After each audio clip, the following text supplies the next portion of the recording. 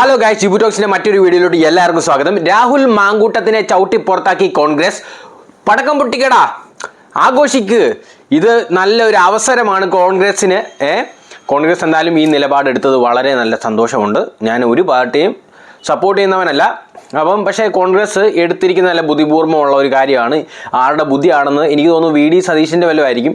പുള്ളിക്കാണ് ആ കൂട്ടത്തിൽ ഒരു തലയുള്ള ഒരു എന്തെങ്കിലും ഒരു തലയ്ക്ക് വെളിവുള്ള ഒരാളെന്ന് പറയാൻ എനിക്ക് തോന്നിയിട്ട് ഈ ഷാഫി പറമ്പിൽ എന്നൊക്കെ പറയുന്ന പാർട്ടിയൊക്കെ വെറും കൊള്ളില്ലാത്തൊരു പാർട്ടിയാണ് പുള്ളിക്കാരൻ. എന്ന് വെച്ചാൽ എനിക്ക് ഒട്ടും താല്പര്യമില്ല പുള്ളിയുടെ നിലപാടിനോടോ. പുള്ളി ഇപ്പം ഈ വിഷയത്തിൽ തന്നെ സംസാരിക്കുമ്പോഴും ഒരു ഭാഗത്ത് ഉറച്ചു നിന്നല്ല സംസാരിക്കുന്നത്. ഒരു കാര്യത്തിനെ എതിർത്തല്ല സംസാരിക്കുന്നത്. പുള്ളി ഏതോ വഴി പോകുന്ന പോലെ സംസാരിക്കുന്നു. കാര്യം വിശദമായിട്ടോ ഇതിൻ്റെ സീരിയസ്നെസ് ആരുടെ ഭാഗത്ത് തെറ്റ് എന്നുള്ള വിശദമായിട്ടല്ല ഈ രാഹുൽ മാങ്കൂട്ടത്തിൻ്റെ വിഷയത്തിൽ ഷാഫി പറമ്പിലിൻ്റെ അഭിപ്രായം നമ്മൾ ന്യൂസ് ചാനലിൽ കൂടെ കേൾക്കുമ്പോൾ അല്ലേ. അപ്പം അതവിടെ ഇരിക്കെ പല ന്യൂസ് കട്ടിങ്സ് ഇപ്പം വരുന്നുണ്ട്. നമുക്കതെല്ലാം ഒന്ന് നോക്കി നോക്കാം. ആദ്യമായിട്ട് രാഹുൽ ഈശ്വറിന് ജാമ്യമില്ല. ഇടയ്ക്ക് നമ്മൾ സംശയിച്ചു പോവും ഇദ്ദേഹം എന്താണ് തെറ്റ് ചെയ്തതെന്നല്ലേ. നമ്മുടെ രാജ്യത്തിൻ്റെ നിയമമുണ്ട് വിക്ടിമിൻ്റെ ഐഡൻറ്റിറ്റി വെളിപ്പെടുത്തരുതെന്നും.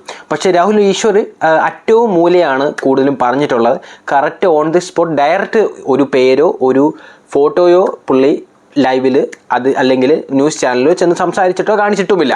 പക്ഷേ ഇതുപോലുള്ള ചെറിയ അറ്റവും മൂലയിലാണ് ഇദ്ദേഹം ഇപ്പം ജയിലിൽ കിടക്കുന്നത്. പക്ഷേ രാഹുൽ മാങ്കൂട്ടൻ ചെയ്തതിൻ്റെ 10-1 ഇദ്ദേഹം തെറ്റ് ചെയ്തിട്ടില്ലല്ലോ അല്ലേ. രാഹുൽ മാങ്കൂട്ടം ഒരു പെണ്ണിൻ്റെ ജീവിതം തന്നെ ഇല്ലാതാക്കാനുള്ള ശ്രമമായിരുന്നു പീഡനത്തിൽ കൂടെ പുള്ളി നടത്തിയത് അല്ലേ. അതിലൊന്നും അത്രയൊന്നും രാഹുൽ ഈശ്വർ ചെയ്തിട്ടില്ലല്ലോ അല്ലേ. നമുക്ക് വേറൊരു ക്ലിപ്പും കൂടി നമ്മുടെ ഒരു കോമഡി ഐറ്റമാണ്, നമുക്കൊന്ന് കേട്ട് നോക്കാം. മംഗള കോൺഗ്രസിൻ്റെ എക്സിക്യൂട്ടീവ് അംഗത്തിൻ്റെയാണ് കേട്ടോ. നമുക്കിത് രാഹുൽ മാങ്കൂട്ടത്തിൻ്റെ കേസും മുകേഷിൻ്റെ കേസും രണ്ട് പശ്ചാത്തലത്തിലുള്ളതാണെന്ന് വാദിക്കുകയാണ് ജനാധിപത്യ മഹിളാ അസോസിയേഷൻ നേതാവ്. മറ്റാരുമല്ല, സംസ്ഥാന എക്സിക്യൂട്ടീവ് അംഗം, അവരുടെ സംസ്ഥാന ലസിഡ നായർ. മേഡം പറഞ്ഞത് ഞങ്ങൾ എൻ്റെ യൂട്യൂബിൽ ഒന്ന് ഓടിക്കട്ടെ. നേതാവായ ലസിത നായരാണ് ഇതിനെ ഈ രീതിയിൽ താരതമ്യം ചെയ്യുന്നത്. രാഹുലിൻ്റേത് അതിതീവ്രമായ പീഡനവും. ചേച്ചി, നമ്മൾ ഈ പീഡനത്തിനൊക്കെ ഈ തീവ്രത ഒക്കെ എങ്ങനെയാണ് കണക്ക് കൂട്ടുന്നത്? അതിന്റെ ഫോർമുല ഒന്ന് പറഞ്ഞു തരണം കേട്ടോ. വളരെ ദിവസങ്ങളായി കേരളത്തിലെ രാഷ്ട്രീയ രംഗത്ത് സാമൂഹ്യ രംഗത്ത് ഒക്കെ പുകഞ്ഞുകൊണ്ടിരിക്കുന്ന ഒരു വിഷയമാണ് രാഹുൽ മാങ്കൂട്ടത്തിൻ്റെത്. കൃത്യമായ തെളിവുകളും പരാതികളുമുള്ള ഏതൊരാളിനെതിരെയും പാർട്ടി നടപടിയെടുക്കാറുണ്ട്. അങ്ങനെ വ്യക്തമായ പരാതിയോ തെളിവുകളോ ഇല്ലാത്തത് കൊണ്ടാവാം നിങ്ങൾ പരാമർശിക്കപ്പെട്ടയാൾ ഇപ്പോഴും പുറത്തു നിൽക്കുന്നു. ഇത് അതിതീവ്രമായിട്ടുള്ള ഒരു പീഡനമാണല്ലോ രാഹുൽ മാങ്കൂട്ടത്തിൻ്റെത്. അപ്പോൾ മറ്റേത് തീവ്രത കുറഞ്ഞതായിരിക്കാം എന്ന് ഞാൻ അനുമാനിക്കുന്നു. അത് പീഡനമെന്ന് ഞങ്ങൾ അംഗീകരിച്ചിട്ടില്ലല്ലോ. എങ്ങനെ അനുമാനിക്കുന്നു? അതിനുള്ള ഫോർമുല ഒന്ന് പറഞ്ഞു തരണം. ഈ പീഡനത്തിന്റെ തീവ്രത കണക്ക് കൂട്ടുന്നത് എങ്ങനെയാണ്? അതോ മുകേഷിന് പ്രായം കൂടുതലായതുകൊണ്ടായിരിക്കുമോ പീഡനത്തിന് തീവ്രത കുറഞ്ഞത്? അതോ രാഹുൽ മാങ്കൂട്ടം ചെറുപ്പക്കാരനാണല്ലോ, അതുകൊണ്ട് അത് തന്നെയാണ് ഉദ്ദേശിക്കുന്നത്? എന്തായാലും എന്താലേ ഇങ്ങനെയൊക്കെ ആകാം ഒരു നേതാവ്യക്തിയൊക്കെ സംസാരിക്കുന്നത്. വളരെ മോശം. നമുക്ക് വേറെ ഒന്ന് കേട്ടു നോക്കാം. ആഹാ, നല്ല സാധനം കേട്ടോ. സ്വന്തം കുഞ്ഞിനെ ഗർഭം ധരിച്ചിരിക്കുന്ന സ്വന്തം ജീവിത പങ്കാളിയുടെ അടിവയറ്റിൽ ചവിട്ടണവൻ അവൻ ഈ നാട്ടിലെ ഏറ്റവും വലിയ കടോര ഹൃദയനേക്കാൾ വലിയ ക്രൂരനാണ് എന്നുള്ള കാര്യത്തിൽ തർക്കവുമില്ല. ഈ മുകേഷും നമ്മുടെ ഗോവിന്ദസ്വാമിയും ഒക്കെ ഏതാണ്ട് ഒരേ ലൈനിൽ വരുന്ന ആവിച്ചൊലപ്പന്റെതുമാരാണ് എന്ന് അദ്ദേഹത്തിന്റെ മുൻ ഭാരതത്തെ സാക്ഷ്യപ്പെടുത്തുകയാണ്. നിങ്ങളുടെ ജനങ്ങൾ തിരഞ്ഞെടുത്തിട്ടുള്ള ഒരു നാടിന്റെ ജനപ്രതി കാണാൻ എവിടെയാണെന്ന് പറയുന്നത് ഉടച്ചു കളിക്കുകയാണ്.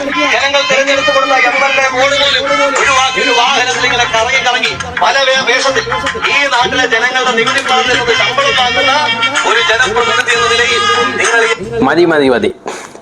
ഇത് കർമ്മയാണെന്ന് നമുക്ക് പറയാമോ? അല്ല, ഇദ്ദേഹം നേരത്തെ ചെയ്തു വെച്ചിരിക്കുന്ന ഇത് നേരത്തെ കണക്കൂട്ടി ഇതൊക്കെ പറഞ്ഞു വെച്ചേക്കുന്നതാണോ? ട്രോളന്മാർക്ക് അടിക്കാൻ വേണ്ടി തനിക്കിട്ട്. അതിനിപ്പോൾ ട്രോളന്മാർക്ക് അടിക്കാൻ താൻ എവിടെയെങ്കിലും നിൽക്കണ്ടേ? സംസ്ഥാനം ഊര് തണ്ടിക്കൊണ്ടിരിക്കുകയില്ലേ? എന്തുകൊണ്ട് കേരള പോലീസ് എത്രയൊക്കെ കേസൊക്കെ എത്രയൊക്കെയോ കള്ളന്മാരെ എത്രയോ പെട്ടെന്ന് പിടിക്കുന്നു? ഒരു ഗോവിന്ദചാമിയൊക്കെ കിണറ്റിൻ്റെ അടിയിൽ നിന്നൊക്കെ പിടിക്കുന്ന കേരള പോലീസും പല കള്ളന്മാരെ ഇങ്ങനെ പിടിക്കുന്ന എത്രയോ പെട്ടെന്നൊക്കെ. മാസങ്ങളൊക്കെ എടുക്കും ചിലതൊക്കെ, അതൊക്കെ പോട്ടെ. എന്നാലും ഈ രാഹുൽ മാങ്കൂട്ടത്തിനെ ഇദ്ദേഹം ഒരു സിനിമാ നടിയുടെ പോളോ കാറിലൊക്കെ കറങ്ങി നടക്കുവാന്നൊക്കെയാണ് കേൾക്കുന്നത് അല്ലേ? ഏതാണോ ആ തൻവിയോ അതൊക്കെ അതേ ആ പുള്ളിക്കാരിയൊക്കെയാണെന്നാണ് പറയുന്നത്. നമുക്കറിഞ്ഞൂടാ.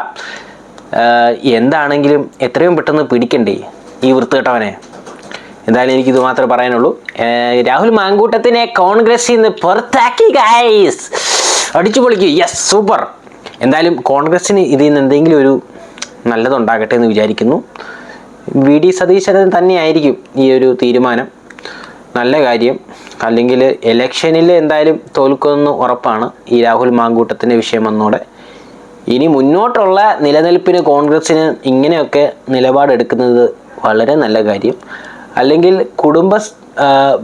ഫാമിലി ആയിട്ടുള്ള വോട്ട് എന്ന് വെച്ചാൽ ഈ കുടുംബ പ്രേക്ഷകർ എന്നൊക്കെ പറയത്തില്ല, അതുപോലത്തെ വോട്ടൊക്കെ വല്ലാണ്ട് കുറഞ്ഞു പോവുകയല്ലേ. ഇതുപോലൊക്കെ തെണ്ടികളെ ഇനിയും പാർട്ടിയിലൊക്കെ നിർത്തിക്കഴിഞ്ഞാൽ ഇനി എല്ലാ പാർട്ടികളിലൊന്നും അഴിച്ചു പണിയണം. ഇതേപോലെ ഐറ്റങ്ങളൊക്കെ ഇറക്കി വിടണം.